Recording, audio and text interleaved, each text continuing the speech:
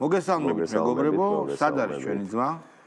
გამოაჩინეთ. აი, ჩვენი ძმა საკარი. როგორ ახარ, ჩემო კარგო? ჯიგრულად, მაგით როგორ ხარ? გაიგებდი ახალ ამბავს, საათნახევარი ელაპარაკა პუტინი და პუტინი ელაპარაკა ტრამპს, დაპატიჟა პუტინმა ტრამპი მოსკოვში. ტრამპმა პუტინი ამერიკაში. და ტრამპისგან მინდა რომ იცოდეს ჩვენად ვიფასო მოსახლეობამ, რომ საათნახევარი ძალიან კონსტრუქციულად ვიბაზრეთო, ყველაფერი მიმოვიხილეთო, უკრაინაცო, ახლო აღმოსავლეთი, ირანიცო, ირანის ბირთვული პროგრამა. ხო, და იცით რომ უფეშკაშა აჩუკა პუტინმა ტრამპს თავისი დაჭერილი მოქალაქე ჩავიდა და შეხვედრა ჰქონდა გუშინ. მოკლედ სიამტკიცებაში არიან და ძალიან მნიშვნელოვანი რამ თქვა ტრამპმა და ის მინდა რომ გავარჩიოთ. ეხლაო აგერო ვილაპარაკეთო იმ საათში დაურეკავო ზელენსკის, ანუ ზელენსკის საქმის კურსშიც არისო, ვაფშე დაიბაზეს რა მოილაპარაკეს. და თან ომის გაჩერებაზე ვილაპარაკეთ, რაც ორივე შევთანხმდით, რომ ამდენი ადამიანი აღარ უნდა დაიღუპოს. და შემდეგ ამას წინ უძღოდა მეგობრობა ჯობია ომსო. ამას წინ უძღოდა მეგობრებო.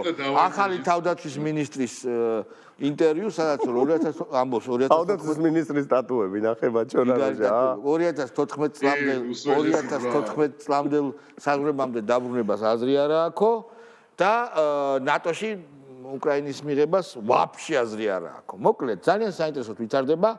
კიდევ ერთხელ მახსენდება ქართული სიბრძნე, წააკედეს მურია და შეაჭამეს მძგელს და ვილაპარაკოთ იმაზე, თუ როგორ ექცევა ამერიკა, როგორ მოექცა ამერიკა, ამერიკის ძველი ადმინისტრაცია ამ სასწოდავ ქვეყანას, დაივიწყეს ყველანაირი დაპირება და ეხლა ეუნებიან რომ რა ფული? თქვენ გინდათ ჩემი ფული? და სთხოვს $500 მილიარდ ტრამპი ზელენსკი ფული არ ამაქვს და სხვა რამით რომ მომცეთო და სხვა რამე არის წიაღისეული. ეხლა ეგრო გავარჩიოთ ეს თემა მეგობრებო დაიწყეს. ჩვენ სანამ ეთერში შემოვიდოდით მე და შალვა ვაპარაკობდით რომ მე პრინციპში ბევრნაირი დისკურსი არსებობს, ხო? სადაო საქმეების არსებობს, რაღაცა ეგრეთ წოდებული პლატნოი არსებობს, ისეთი კრიმინალური. წითელი, შავი, კაცური, რელიგიური, არსებობს რელიგიური, არსებობს ეს ყველანაირი, ესეთი მე მართლა მარტო ვესტერნში მაქვს რა, ნახი დაახლოებით აი ვესტერნის ვაიბი და ხო, ცუდი გმირები. აი გმირების არა. მოკლედ, ფრონტირის ესთეტიკა არის რა, მთლიანად რა. როგორ ექცეოდნენ ადგილობრივ აბორიგენ ესე მკვიდრ მოსახლეობას, ესე იგი ყველაფრის ალბათ მაკიაველიზმის ყველაზე ვულგარული გაგება და ყველაზე ვულგარული ინტერპრეტაცია არის რა. ესე იგი მე წინა ადმინისტრაციის პასუხისმგებლობას არ ვიღებ და გეუბნები რომ ჯერ შენ არ უნდა ჩართულიყავი ომში. ანუ ზელენსკიზე ეუბნებიან და პლუს ამას ფული გაქვს მოსატანი.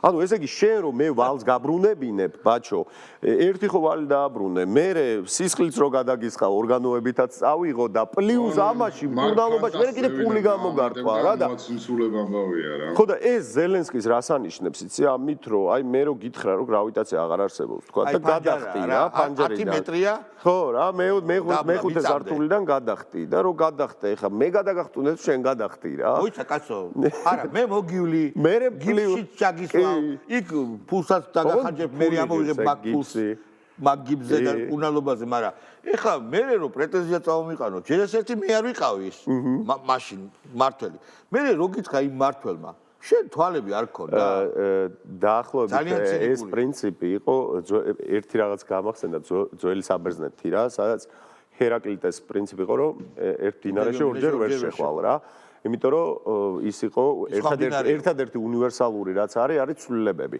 და ეს ყველაფერი იცვლება და მე იმ პერიოდში დაუდგეს ეგეთი სპექტაკლი რომ ესე იგი ამის გაშარჟება დაიწყეს რომ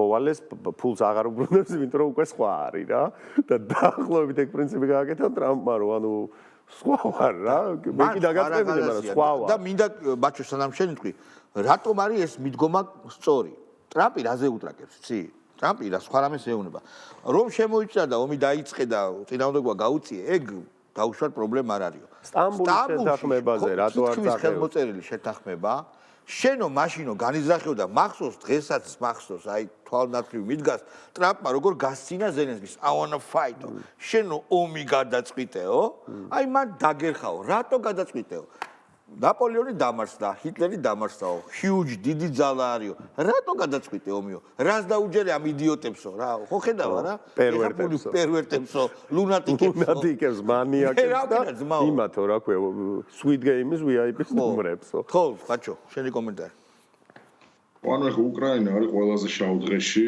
ვიდრე ყოფილა მთელი ამ 2 წლის განმავლობაში იმიტომ რომ თუ ვინმეს ჰქონდა შემორჩენილი ილუზია რომ აი ამერიკა ამს გარდატეხს უკრაინის სასარგებლოთან ევროკავშირი გარდატეხს ამას ეგ ილუზია საბოლოოდ თვითონ ამერიკიდანვე განადგურდა ამასთან რუსეთი და ამერიკა არიან რომლებიც რეალურად რჩებიან მოგებულები ამ რუსეთი იმიტომ რომ ნახევარ უკრაინას გაიფორმებს რაც უკვე ტრამპმა თანხმობას კი განაცხადა იმიტომ რომ თქვა რომ შეიძლება განმარტივად უკრაინა გახდეს რუსეთიო და გავს განცხადებას რომ აკეთებს ასეთ თუ პერიოდში და ვითარებაში ამაზე ძალიან მარტივი ინტერპრეტაცია შეგვიძლია რომ გავაკეთოთ და ნუ რაც შეეხება წინა ადმინისტრაციამ რაც აკეთა ბაიდენის ადმინისტრაციამ და deep state-მა ამ შემთხვევაში BlackRock-ის ხელით იქნებოდა ეს თუ პირადად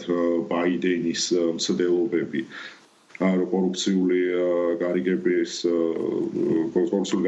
დაედო უკრაინასთან ეს ფული ხო თავის მხრივ შეიჭამა უკვე და ეხლა ტრამპი თხოვს რომ შენ ყველა წიაღისეული რაც კი გაქვს იმ დახმარების საპირწონე რომელიც ამერიკამ გაგიწე ეხლა ჩემ პირობებში მე ეს უნდა დავბრუნო ანუ იდეაში ზელენსკიმ დაისვა ყველაზე ცუდი გარიგება რაც კი შეიძლებოდა მას დარიგება. სოდნოდა მე მაგას. კი ბატონო. კი, ეგა რასაკვირველია და ყველა და უყურე დღეს უკვე ზელენსკის მხარდაჭერა ის განსაკუთრებით ისეთ ხელაღებით მხარდაჭერა როგორიც ეს ხდებოდა ქართველ ლიბერალებში თუ დასავლურ მედიაში და აი შევჩენკო რო გამოხდა ბიჭო რო მე ზელენსკის უჭერო მხარსო და კალაძეს არ ველაპარაკე კალაძეს ხო აი კალაძეს რო წაკბინა რა ბიჭო ვირან უკრაინელი ადამიანი დღეს როგორ შეიძლება უჭერდეს ზელენსკის მხარს იმ სავალალ შედეგებინა გამომდინარე რომელიც დღეს სამწუხაროდ უდგას უკრაინას და მაშინ ერთიც დავამატოთ რა იმიტომ რომ მე მგონია რომ აქაურ ვთქვათ პერვერტებზე აქაურ დივერსანტებზე და აქაურ ესე იგი სულად გონებიდან შემცდარ ადამიანებზე საუბარი ამ პირველ რაც ტრამპის ადმინისტრაცია დაინიშნა, ნუ არ არის აქტუალური, იმიტომ რომ მეტროპოლიაში ანუ ცენტრში ხდება რაღაცა მნიშვნელოვანი მოვლენები და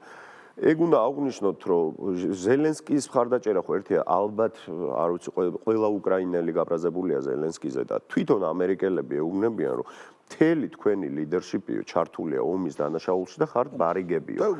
ანუ ბარიგები ხართო რა, თქვენი იარაღიო და ხო გახსოვს ჩვენ როდის ვლაპარაკობთ უცბად ამერიკული იარაღი, რომელიც დახმარების სახით მიეწოდებოდა უკრაინას, ძალიან მალე ელვის სისწრაფით აღმოჩნდებოდა ხოლმე აფრიკის კონტინენტზე, სადაც ამბოხებულების ხელში, ასევე ლათინურ და ცენტრალურ ამერიკაში კარტელების ხელში და ასე შემდეგ და ასე შემდეგ და ჯო პირდაპირ ეუბნებია რომ ბარიგები ხართო რა ჩართული ხართ კორუფციაში იპარავთ ჩვენ ფულს და მთელი უკრაინა უბრალოდ თუ ნახეთ ბოლოს უკრაინელი ჯარისკაცები სად წვანან კარდონებზე რო წვანან დიდი საერთო ის რო არის რაღაცა საცხოვრებელივით კარდონებზე აი რა გითხრა ვირთხები დარბიან აქეთ-იქით და უცბად აქეთა ვიღაცა ელიტა ამ ფულით ალპებში და რაღაცა იქით მერე ლაჟვარდოვან სანაპიროებზე ქვემოთ და როგორ ლაგჟერი ნივთები იცი აი ერთსაც ვიტყვი და დავასრულოთ მე მგონი იმიტომ რომ ფაბერჯეს პორციგარები გათამაშდა ანგლო-საქსონური კლასიკური ოპერაცია დაბოლების გოიმის ყველგან მოატარეს ყველა პარლამენტში შეიყვანეს სტაში და უკრეს ერთი ოსკარებზე არ გამოუვიდათ თორე ტრიუმფალურად ატარეს ეს გოიმი დააგოიმეს შეაჭამეს დაცდა ეხლა შეიძლება რამე ღილაკზეს და ბიჭო ზატო ანჯელინა ჯოლის ხო შეახვედრეს და შონ პენმა ოსკარი ხო ათხოვა კლასიკური დაბოლების, გოიმის დაბოლების, დაგოიმების ოპერაცია. ის ტრამპის მიერ გამოქვეყნებულ საიდუმლო დოკუმენტებიდან ერთ-ერთში გახსოვთ თქვენ ბაიდენის ბრძანება რომ უკრაინაში ის მოსამართლე გაეთავისუფლებინათ ვინც ჰანტერ ბაიდენის ანუ ჯო ბაიდენის შვილის კორუფციულ გარიგებებს იძიებდა პროკურორის მე მგონი მოსამართლის პროკურორი ცალკე ისტორია პროკურორი რო დაემუქრა რომ ფულს არ მოგცემთო ჯერ კიდევ იქამდე ზელენსკიმდე იყო კი ბატონო ღიად დაემუქრა კი არა კი და გაუშვეს იმათ არა ღიად უთხარ რომ ჩემ ფეხებს მოგცემ მილიარდ ნახევარზე იყო საუბარი თუ იმ პროკურორს არ მოაძროფო მოდით გავუშვათ პატა ბუჭულაძე თაღლითი ვინ პატა დაპატა პატა ბუჭულაძე რომელიც მოგებული მაქვს სასამართლო და შემიძლია თამამად უწოდო რომ ეს არის ხელმოქმედი კურდი და უპოვარი უსახსრო და გაღატაკებული ბავშვების თვის ნაჩუქარი ფულის მომპარავი მოწინავე ეს გვეკაიფება ჩვენ პოზიტივის და იმედი ჟურნალისტებს, მაგრამ არ მინდა რომ გაუშვათ რა. ხო და არ გაუშვათ და ბარემ ის რა გაუშვათ. მაგის ნაკაიფარი ხელახალს არ ხო და მოდი არ გაუშვათ და ბარემ უკრაინა. ეს მინდოდა მე თქვა რომ ხო ხტები არა რომ იცი რა არის უკრაინაზე ვსაუბრობ და უკრაინაზე ვსაუბრობ და შალვა აი ეს გაუშვი. ზუსტად იცი რას მიგდე? კი, ეხა გადმოგიგდებ. მოდი სანამ ჩამიგდებ. და უკრაინაზე ვლაპარაკობ. ლაშა ბუღაძე გაუშვი. არა, ბარემ უკრაინაზე. გონჩარენკო რას ამბობს უკრაინაზე. რომ ესე იგი გადაიქცაო ჩრდილოეთ კორეადო და აი ხა რა გავშტა გონჩარენკო ამბობს ამას ეხლა ხო გავშით და ჩვენ Північну Корею, друзі. Знаєте, тут поки засідали і під гаслами лібертаріанства перетворили Україну на Північну Корею. Ну подивіться самі.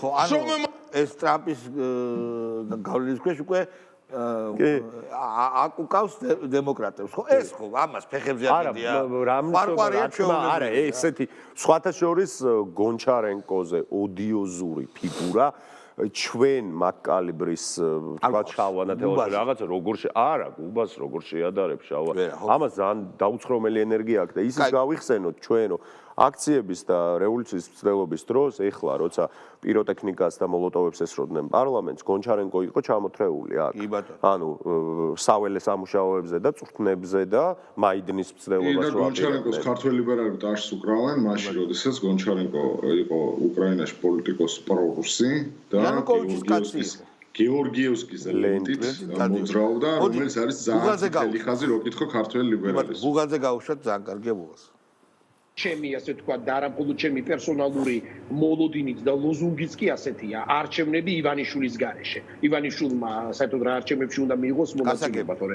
ქართულ ანუ 1,200,000 კაცის გარეშე უნდა არჩევნების ჩატარება ხო აი ეს ხო ვაფშე ახალი წვერვალია რა კაი დაუშვათ მილიონია ან 800,000 რა ვიცი რამდენს გვაძლევენ 300,000 გვედავებია ხო ანუ 900,000 მათი დათვლით ხო ყავს ამომრჩეველი თუ 800,000 ანუ რა გამოდის? ანუ ამ ხელას ჩვენ არ უნდა მივიღოთ მონაწილეობა?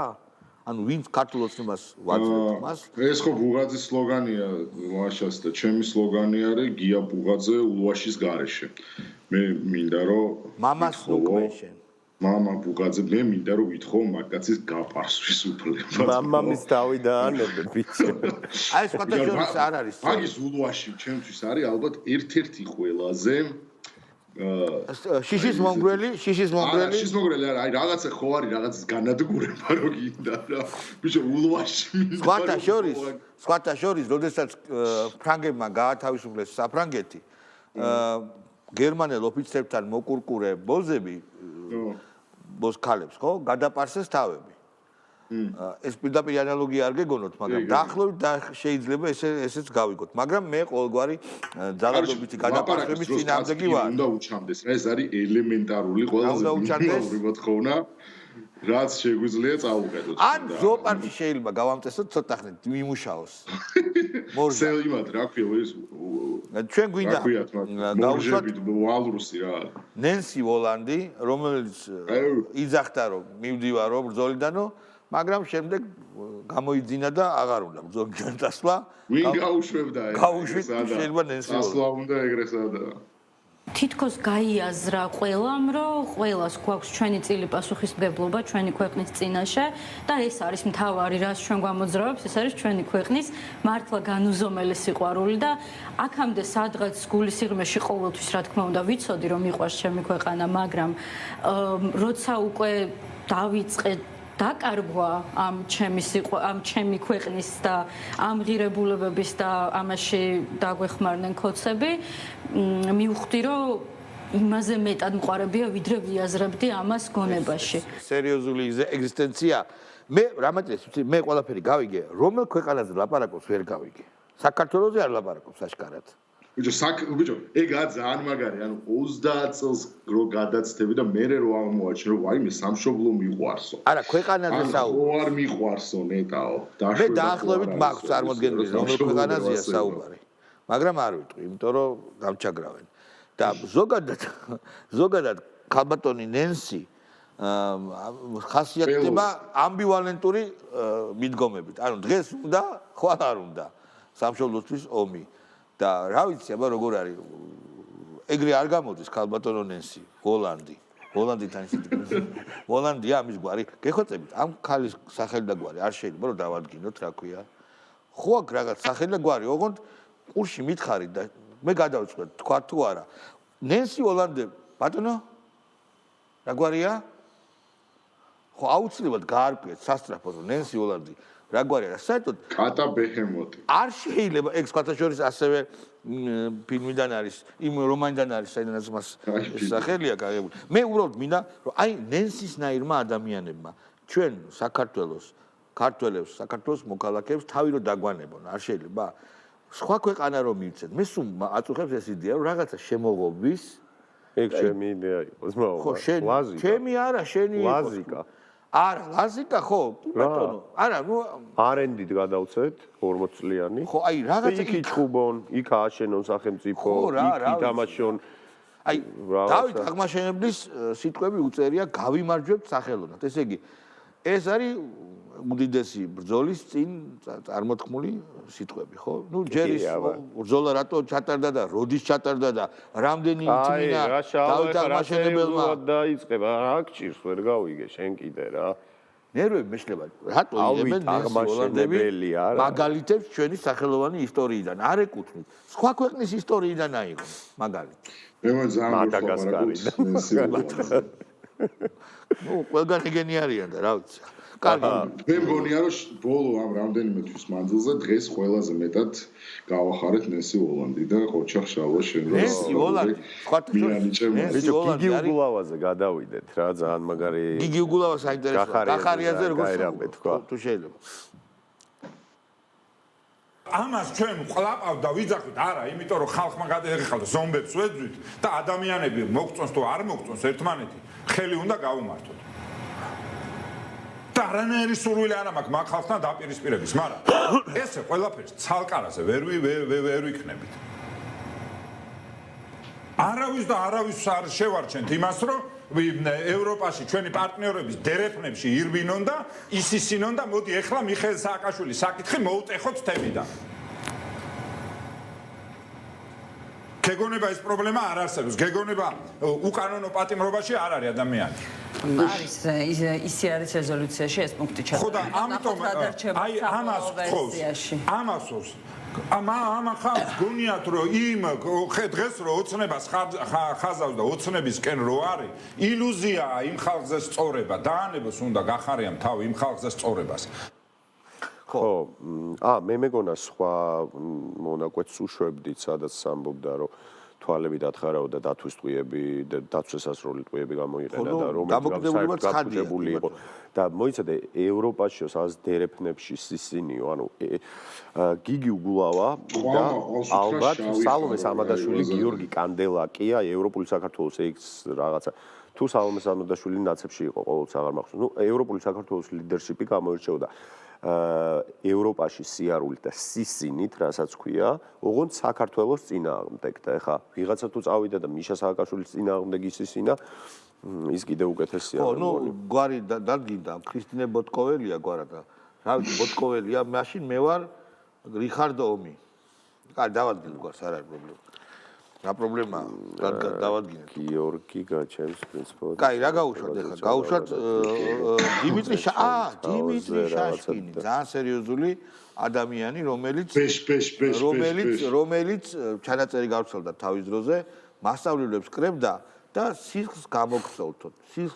თქვენ სისხლს დავლევო ეუბნებოდა არჩევნების წინ თუ არ უზრუნველყოთ ჩვენთვის კარგ შედეგს. მაშინ მინისტრი იყო განათლების მაშინ. დასოს არჩევნებზე იმითი სტოლით რომ მოძრაობდა. მე 2016-ში იყო. კიბორგუბიც. არა, რა 16-ში 21-ში იყო თუ 20-ში. 21-ში მართა 20-ში არა, საპარლამენტოში იყო. კიბორგუბიცა.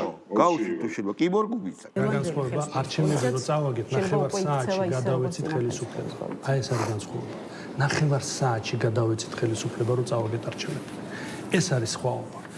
არარსებული სახელმწიფოზე მიხეილ სააკაშვილმა შექმნა თანამედროვე საქართველოს იმ ინსტიტუტებით, რომელსაც ახლა სარგებლობს ქართული ოცნება, რომელიც მოირ გააჩერეთ. მე მგონი მოვიდა დრო, მე ვიცი, რომ რაღაცა ქმედებები ახალაიას დაჯგუფება, მაშინ მინისტრი იყო ახალაია, ჯარშიც ჰქონდა ცდილობები, ყველამ ვიხილეთ ხაშურში სპეცსაზღვრების მიერ მოტაცებული ყუთი და ვიცით ასევე ბევრმა ამერიკელების კაფე ოპოზიცია კარგავდნენ ქვეყანას, მაშინ რომ გამოეცხადებინა გამარჯვებულად თავი, იქნებოდა საყოველთაო სახალხო აჯანყება. ცალსახად. უნდა გამოიძიოს საპარლამენტო კომისიამ ეს საკითხიც და პირში უნდა ჩავჩაროთ აი ამ სიტყვების ხშირად მთქმელთათვის აი ეს დოკუმენტი, რასაც გამოიძიებთ. ერთი ადგილი არ ქონდათ, კუთხეში იყვნენ მიყენებულები. თქვენ თუ გახსოვთ, ბიძინა ივანიშვილს და მის მეუღლეს რომ წაართვა მოქალაქეობა. ხო გახსოვთ ეს? იმ მეორე დღეს თითქმის ყველა ქვეყნის ელჩი იჯდა ბიძინა ივანიშვილის სახლში და რატო იჯდა, იცით? განზრახული ჰქონდათ შევარდნა და არ ვიცი რას დააპირებდა. და უფრო მეცაც გავიხსენებ მე რომ ზუსტად მაგ 1 ოქტომბრის შემდეგ წავიდა ეგეთი დისკურსი, რომ რადგანაც წაგებულმა ძალამ ძალაუფლება გადააბარა, ეს ნიშნავს, რომ აპრიორი დიქტატურა არ ყოფილა. ამაზე მე ბენდუკიძე მას თქვა, რომ დიქტატურა დამარცხდა არჩევნების გზით, ეს იგივეა, რომ ბენდუკიძემ თმები გადაივარცხნაო რა. თმა ანუ არ ქონდა და დიქტატურა ვერ მარცხდება არჩევნებით. ეს ესე არ იყო, იმიტომ რომ ჩვენ ვიყავით ჯერ ეს ერთი კვაზი დიქტატურა, რეალურად რო ვთქვათ, ფორმალური ავტორიტარიზმი ფორმდებოდა მაგ დროს, მაგრამ ისე იყო ავტორიტარული მოდელი. მე ამას ვამბობ სრული პასუხისმგებლობით, ანუ ეს არის მეცნიერული დისკურსი და მაგ სიტყვებით შეგვიძლია ცალსახად მოვიხსენოთ. ეს იყო პოსტკოლონიალური რეჟიმი, რომელიც ლეგიტიმაციას იღებდა მხოლოდ და მხოლოდ გარე ძალისგან.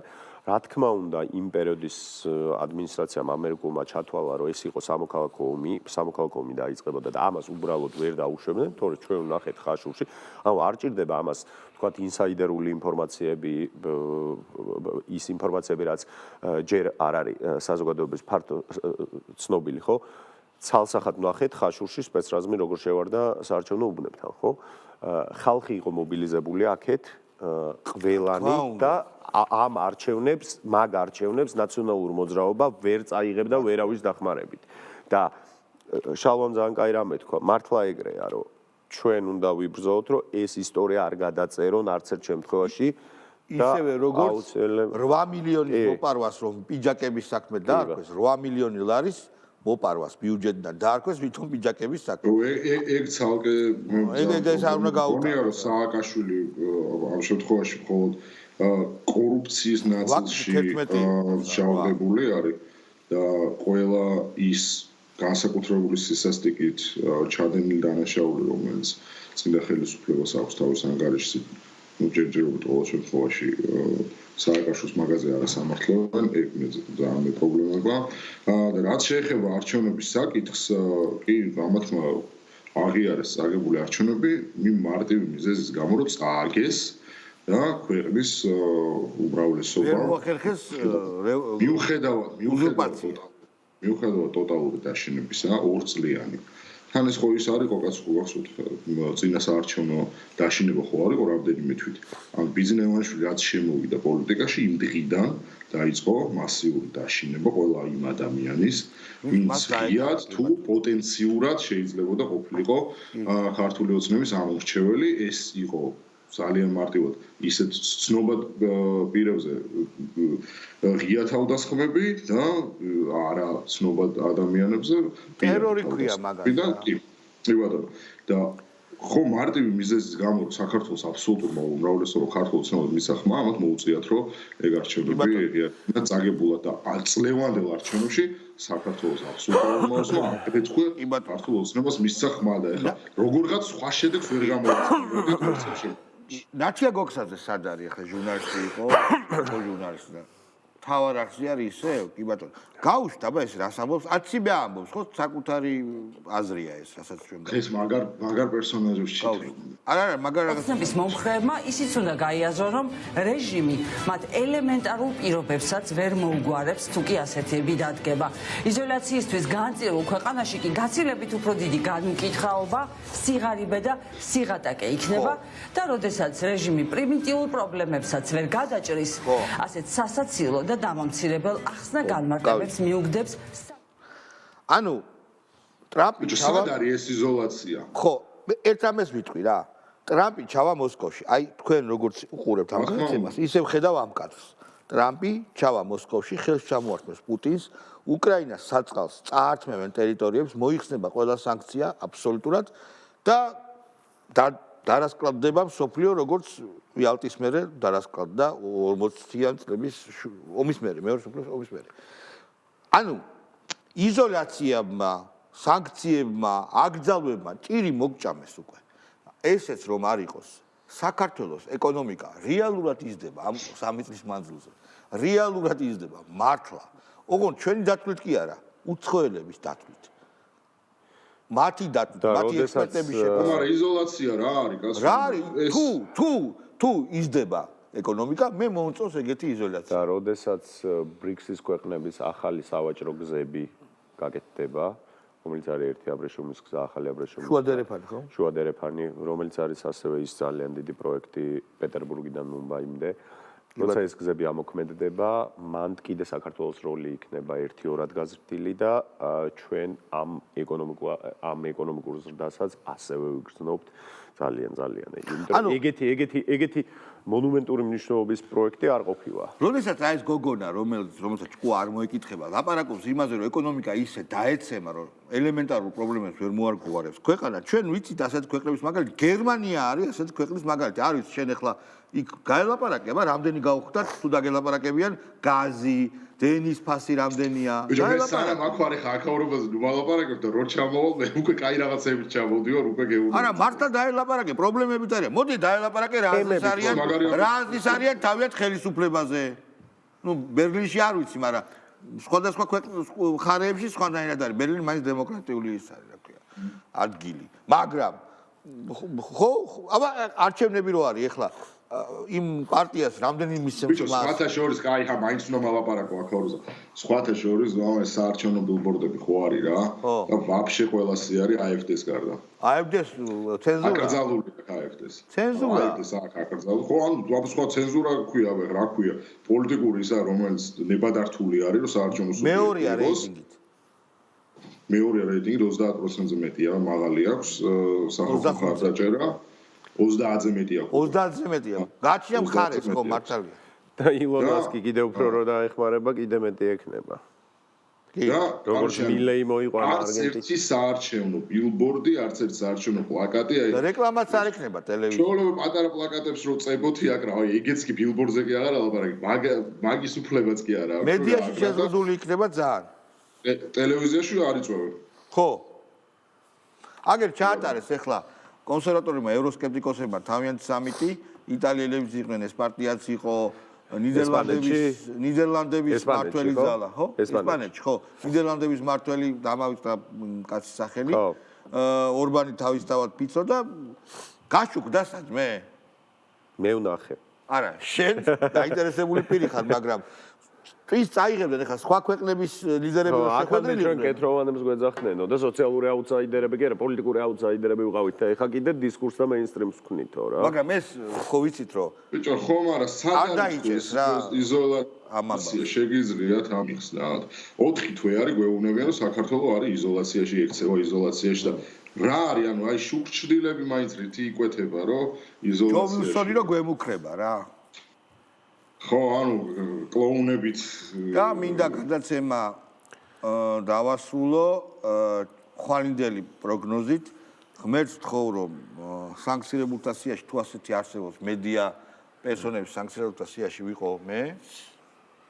იმიტომ რომ ჩემთვის დიდი პატივია და უკვე აი მაგალითად ახლა ესტონეთის მთავრობამ რომ დაგასანქცია შენთვის პრობლემა არ იქნება კი მინერვიულებ მაგრამ აქ საუბარია რეზოლუციაზე პარლამენტის რეზოლუციაზე რომელშიც უნდა მოხდე აუცილებლად იმიტომ რომ რაღაცა უნდა დაფასდეს პირადად ჩემი შრომაც რა იმიტომ რომ მესმის უდიდესი პატივი სხვა ტელევიზიებს ვისი გვარების დასახელდა მაგრამ ევროდებილებისთვის საქმის გაფუჭებაში მე იმ ადამიანებზე მეტი მაგ გაკეთებ. მეც მეტი მაგ გაკეთებ. შენ რა თქმა უნდა. ღრმა პატივისცემის მიუხედავად რა. თუ ტელევიზიებია საქმე, ჩვენ მეტი გვაქვს გაკეთებული და აი ეს უსამართლობა არ მომწონს და ევროპელები ხო არიან სამართლიანები. აი სამართლიანად უნდა დაგვასანქცირონ რა. შენ რას ფიქრობ? შენ რო დაგასანქცირონ და მანდ დეპორტაცია რო გაიკეთონ? აი ძალიან არ ვიდარდო. მან თემა არის რომ ჩვენ მართლა მაკარტიზმის პერიოდში იყო ხო ვინც პატივსაცემის შემოქმედი იყო კომუნისტების სიაში თუ არ ეწერა კაცი არ იყო კი სარტრი ასე შემდეგ პაზოლინიც ხო კომუნისტი იყო იგივე თემა გიგას იგივე თემა არის რა ეხლა ან პიკასო როგორც ბილი ბრაგის იმ ცნობილ სიმღერაში თუ შავსიას ადგენთ მე მინდა რომ იქ ვიყო იმიტომ რომ ისეთ ხალხი ადგენს ამ შავსიას რომ ეგ ისეთი ძალიან კომპლიმენტი არის მათ რო არ ვევასებია ხო ხო და ანუ ისეთი პონტია რა ეხლა თუ მართლად გება და მედია პერსონებზე მიდის ლაპარაკი მაგის დედავატი რომ ვიზე დაკლებ მედია პერსონები ჩვენ რო გვაქვს გაგუჭებული მაგათთვის ლიბერდებილებისთვის საკრებულისტებისთვის ვისა აქ ჩვენზე მეტი ვისა აბარა მეგონი დაგვიფასებს ეს ხალხი დიდი მადლობა მეგობრებო ისტორია ხვალ შევხვდებით ერთმანეთს აბა მადლობა ყურადღებისთვის ხვალამდე